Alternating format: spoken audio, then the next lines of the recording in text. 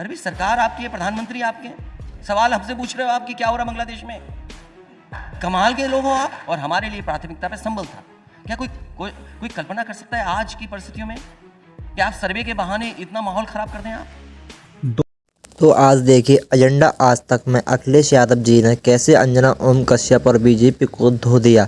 इसमें आप लोग देखेंगे कि अंजना ओम कश्यप अखिलेश यादव जी को फंसाना चाहती है अपनी बातों में, फिर भी अंजना ओम कश्यप को अखिलेश यादव कैसे धो देते हैं। इस वीडियो के अंतर्गत आप लोग देखिए एंड वीडियो में कमेंट में बताइए कि कौन गलत है और कौन सही है। पिक्चर चालू करो बे। मेरा पहला प्रश्न वही होगा जो हमने सेशन का नाम भी रखा है अखिलेश जी, कि क्या 27 में सत्ता मिलेगी? क्या 2024 में लोकसभा चुनाव में जो उत्तर प्रदेश में आपने कमाल किया था वो मोमेंटम बरकरार रहेगा 27 तक? मैं सबसे पहले आपका धन्यवाद देता हूं कि आपने इस कार्यक्रम में मुझे बुलाया और स्वागत इसलिए आपने तेज कराया जिससे कि आपके सवाल मेरे कान तक न पहुंचे। बटेंगे तो कटेंगे। आपने एक बार कहा था कि बीजेपी के लेबोरेटरी में पहले ये नारा बना, फिर चुना गया कि किसके मुंह से बुलवाना है, तो उत्तर प्रदेश के मुख्यमंत्री योगी आदित्यनाथ को चुना गया। लेकिन ये नारा वो आगरा से शुरू करते हुए हरियाणा, महाराष्ट्र हर जगह लगा रहे थे। और बीजेपी कह रही है कि एक है तो सेफ है, बटेंगे तो कटेंगे। हिंदू एकजुट हो गए हैं, वो जाति पर नहीं बटेंगे। मैंने इसीलिए कहा आपसे कि जितना पीडीए का नारा हम लोग मजबूत करेंगे उतना ही भारतीय जनता पार्टी की कम्युनल पॉलिटिक्स होगी। वो पीडीए के नारे से घबराए हुए हैं, पीडीए की एकजुटता से घबराए हुए हैं, पीडीए के समाज के लोग एक साथ खड़े होकर के अपने हक अधिकार मांग रहे हैं, इसलिए डरे हुए हैं। जो नारा ये आपको सुनाई दे रहा है वो इसीलिए सुनाई दे रहा है क्योंकि वो सामाजिक न्याय पे बात नहीं करना चाहते। जिस तरीके से नौकरी रोजगार उत्तर प्रदेश के लोगों को मिलना चाहिए था वो नहीं मिल पाया, जो इंफ्रास्ट्रक्चर बन जाना चाहिए था। और सोचिए देश के प्रधानमंत्री वहाँ हैं, अभी देश के प्रधानमंत्री जी कुंभ के आयोजन की तैयारियों को देखने गए थे, वहाँ पे शुरू होना है कुंभ। क्या सरकार ने 10 साल में, दिल्ली की सरकार ने और यूपी की सरकार ने गंगा को साफ कर दिया? आज भी नाले बह रहे हैं। और कन्नौज जहाँ से मैं खुद सांसद हूँ, काली नदी पूरा का पूरा वेस्टर्न यूपी का जितना भी पॉल्यूटेंट है सब लेकर का करके गंगा में जुड़ जाता है। कानपुर में जहाँ मुख्यमंत्री ने खुद सेल्फी खिंचवाई, आज सेल्फी खिंचवाएं वो जाकर के लोग। तो जो गंगा के साथ या गंगा की सफाई का नारा दिया था वो पूरा नहीं हुआ, इसीलिए वो जानबूझ करके जो बुनियादी सवाल हैं, जो उनके खुद के वादे थे, उन वादों पे वो चर्चा नहीं करना चाहते। आपने पीडीए का जिक्र किया, तो एक हमने पीडीए का ये जो उपचुनाव हुए थे सर, उसके नाम निकाले हैं। तो अगर हम पीडीए में जो तमाम उम्मीदवार दोनों जगह से तय किए गए थे वो हम दिखा रहे हैं कि एक यादव और कुर्मी कैंडिडेट ओबीसी, एक बिंद नॉन डोमिनेंट जो है वो 3 पिछड़ा आपने दिया, 2 दलित को दिया, 4 अल्पसंख्यकों को दिया। आप ए से कई बार, मुझे अगर मैं सही हूं तो आपकी पार्टी के नेताओं ने बताया कि ए से आप आधी आबादी भी कहते हैं, अल्पसंख्यक भी कहते हैं, अगड़े भी कहते हैं, लेकिन सिर्फ 4 अल्पसंख्यकों को। अब इसकी काट बीजेपी ने कैसे ढूंढी उपचुनाव में? 5 पिछड़ा जिनमें एक Yadav Kurmi dominant caste OBC, फिर 3 नॉन डोमिनेंट ओबीसी उन्होंने पाल, निषाद और मौर्य को दिया, 1 दलित और अगड़ा उन्होंने 3 दे दिया, 2 ब्राह्मण, राजपूत, उनका तो डिक्लेयर्ड है अगड़ा वाला। तो क्या उन्होंने आपके पीडीए की काट खोज ली क्योंकि उपचुनाव में उनकी परफॉर्मेंस बेहतर हो? अभी बदत है भाई, अभी बदत है। आपने इस तस्वीर में थोड़ी कमी छोड़ दी। जो अभी तस्वीर दिखाई दे रही है स्क्रीन पर, उसमें आपने कमी छोड़ दी। अगर आप पुलिस भी लगा देते बगल में तो शायद पूरी हो जाती तस्वीर।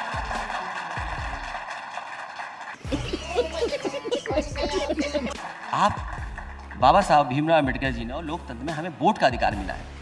इलेक्शन कमीशन हर बार ये प्रचार करता है कि ज़्यादा से ज़्यादा लोग बाहर निकलें, वोट डालें आकर के, वो इलेक्शन कमीशन सुनिश्चित कराता है। तो ये तस्वीर अधूरी है। अगर आप पुलिस की भी लगा देते तस्वीर, बहुत सारी जगह पर चुनाव पुलिस ने लड़ाया और पुलिस ने वोट डाला।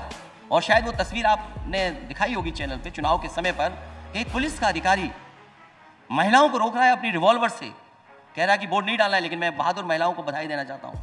तो उन्होंने हिम्मत नहीं हारी और साहस, वो डरे नहीं, वो जाकर के वोट डालने की पूरी कोशिश करते रहे। ये बड़ी अच्छी बात कही आप। जब हम लोग ये चर्चा कर रहे हैं अखिलेश जी, अभी खबर आज तक पे ये चल रही है कि वहाँ पर रेगुलर जो स्क्रीनिंग हो रही थी उसमें एक मंदिर वहाँ पर मिला है, उसकी सफाई हो रही है और 1975-76 से वो मंदिर बंद था। संभल की खबर है, वहाँ एक मंदिर मिला है। आप कहते हैं ये खोदने वाले हैं, सौहार्द खोद रहे हैं, लेकिन उसी में एक मंदिर वहाँ पर मिला है। आपकी प्रतिक्रिया?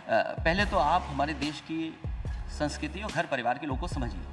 हर घर में मंदिर होता है, कोई ऐसा परिवार नहीं है जिसके घर में मंदिर न हो। और कई बार हमने देखा है पुराने घरों में मंदिर बनाए गए हैं, लेकिन प्लेसेस ऑफ वर्शिप एक्ट है एक, किन परिस्थितियों में वो मंदिर कहाँ निकल रहा है, किसका घर था वो। तो इसीलिए मैंने कहा हमें खोदना नहीं है, अभी खोद देने वाले लोग इस देश का सौहार्द खोद देंगे, और हमें खोदना नहीं है अभी, हमें नए रास्ते खोजने हैं। अगर आप विकसित भारत बनाना चाहते हैं तो नए रास्ते खोज करके आप विकसित भारत की तरफ चलिए। आप ये खोद करके इसलिए राजनीति को बिगाड़ना चाहते हैं क्योंकि आप पीडीए की ताकत से घबराए हुए। मैंने फिर वही बात दोहराता हूँ, जितना पीडीए एकजुट होगा उससे बड़े पैमाने पर Bharatiya Janata party communal politics करेगी। बात तो सही है। अब आते हैं देश की संसद में, क्योंकि आजकल आप वहां पर भी मोर्चा संभाले हुए हैं। हालांकि कई बार जब आप संभल पे बोलते हैं तो ऐसा लगता है कि यूपी विधानसभा में पहुंच गए हैं, लेकिन यूपी विधानसभा में भी जब आप घिरते थे योगी सरकार को, संसद चलती थी। यहाँ पर 2 दिनों से हम संविधान पर तो बहस सुन रहे हैं, लेकिन उससे पहले सदन नहीं चले। क्या आप इसके पक्ष में? मैं इसलिए कह रही हूँ क्योंकि डिम्पल जी ने यह सीधा कहा कि ना हम अडानी के मुद्दे पर किसी के साथ हैं, ना हम सोरोस के मुद्दे पर किसी के साथ हैं, हम चाहते हैं सदन चले। क्या आप भी यही मानते हैं? उनका मानना भी यही ठीक कहा, जो कहा वो एकदम ठीक कहा, इसलिए भी कि सदन में ही तो बहस होगी इन मुद्दों पर भी। सदन चलता और सरकार को स्वीकार करनी चाहिए थी बहस। अगर सरकार से सब लोग ये मांग कर रहे थे कि इन मुद्दों पे बहस होनी चाहिए और हमारे लिए प्राथमिकता पे संबल था, क्या कोई कल्पना कर सकता है आज की परिस्थितियों में कि आप सर्वे के बहाने इतना माहौल खराब कर दें? आप, ये दंगा नहीं था, ये प्रशासन की नाकामी थी। और जब कभी भी जांच होगी और जब कभी भी न्यायालय निर्णय लेगा, आप पाएंगे कि दोषी अधिकारी निकलेंगे। ये अधिकारियों का कराया हुआ सब कुछ है। जो जाने गई हैं वहां पर, वो अधिकारियों की वजह से गई है, सरकार की वजह से गई है। लेकिन राहुल गांधी जी तो अडानी पर अड़े रहे कि अडानी पर पहले बहस होनी चाहिए। बड़ा मुद्दा क्या? कांग्रेस पार्टी के राहुल गांधी जी भी संभल जाने की कोशिश की है, उन्हें भी सरकार ने नहीं जाने दिया। ये सरकार पता नहीं कैसी है। अगर हम संभल चले जाएं, पॉलिटिकल पार्टी के लोग संभल चले जाएंगे तो बात सुनकर के उनका दुख दर्द बांटेंगे, हम कोई झगड़ा नहीं बढ़ाएंगे। और यही नहीं, केवल अभी किसान आंदोलन कर रहे हैं, उनकी बात सरकार नहीं सुनना चाहती है। अभी नोएडा में किसानों को अपनी मांगों को लेकर के धरने में बैठना पड़ा। जो पिछली सरकार ने सब मांगे मानी थी उनकी, ये सरकार मांगी नहीं मान रही है। काल खोटरी में बंद कर दिया उनको, किसान नेताओं को एकांत में डाल दिया, उनके परिवार को नहीं मिलने दे रहे। ये कहाँ का लोकतंत्र है? ये कहाँ की किसान के पक्ष वाली सरकार है? और कहते हैं आय दोगुना कर देंगे किसानों की। अरे किसानों के आंदोलन में आप बात नहीं सुन सकते, किसानों से बातचीत नहीं कर सकते। संभल पर वापस आते हैं, क्योंकि आपने कहा राहुल जी उनसे मिलने की कोशिश कर रहे थे, लेकिन आप भी जाना चाह रहे थे, नहीं हो पाया। आज जब हम लोग यहाँ चर्चा कर रहे हैं तो राहुल गांधी जी और प्रियंका वाड्रा गांधी जी दोनों संभल के पीड़ित परिवारों के लोगों से दिल्ली में मिल रहे हैं। ऐसा लग रहा है कि संभल को लेकर एक होड़ तो नहीं मच गई? आपने 9 सीटों पर उपचुनाव में कांग्रेस पार्टी को एक भी सीट नहीं दी थी कि इन सीटों पर अगर कोई हराएगा तो मैं ही हराऊंगा।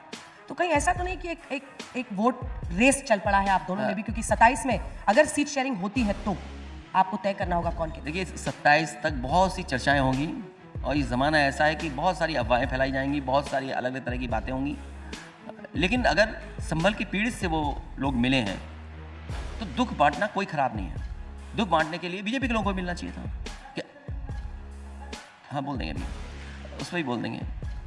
तो दुख बांटने के लिए जाना चाहिए था कि अगर कोई किसी के साथ घटना हुई है, किसी पीड़ित है, किसी के परिवार के सदस्य की जान गई है, हम यही तो मानते हैं कि दुख बांटने से कम होता है, कम से कम उनका दुख सुनना चाहिए था। अगर उन्होंने सुना, हम नहीं सुन पाए, ये कोई कंपटीशन नहीं है।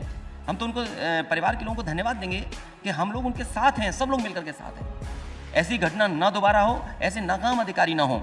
हालांकि वो बात आप पूछे ना पूछें, लेकिन हमारे किसी साथी ने पूछ लिया। गजब बेइज्जती है। बांग्लादेश को लेकर के, हाँ, उन्होंने बांग्लादेश को लेकर के, बांग्लादेश के हिंदुओं हालांकि पर मैं बीजेपी जैसा नहीं हूँ, बीजेपी के नेताओं जैसा नहीं हूँ मैं कि देश के सवाल में सड़कों पर उतार दूँ। और जो जगह जगह पर धरना चल रहा था, मैंने अभी देखा कि हमारे कन्नौज में कुछ भारतीय जनता पार्टी के लोग धरना दे रहे थे बांग्लादेश को लेकर के, और जिलों में भी कर रहे थे। अरे भाई सरकार आपकी है, प्रधानमंत्री आपके, सवाल हमसे पूछ रहे हो आप कि क्या हो रहा बांग्लादेश में?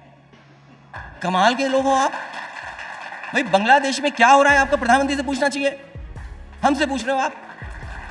इसका मतलब आपके प्रधानमंत्री कमजोर प्रधानमंत्री हैं। अगर हम करें तो करें क्या, बोले तो बोले क्या? सोचो, एक साधु संत जेल में पहुंचा दिए गए। आपकी फॉरेन पॉलिसी गड़बड़ है। और मुझे याद है अभी कुछ दिन पहले जब चाइना को लेकर के स्टेटमेंट दे रहे थे फॉरेन मिनिस्टर, मैं सदन में खड़े होकर के पूछ रहा था कि रिजांगला मेमोरियल कहाँ है, रिजांगला मेमोरियल क्यों डैमेज कर दिया उन्होंने, चीन ने। उन्होंने कहा कि है, बना हुआ है।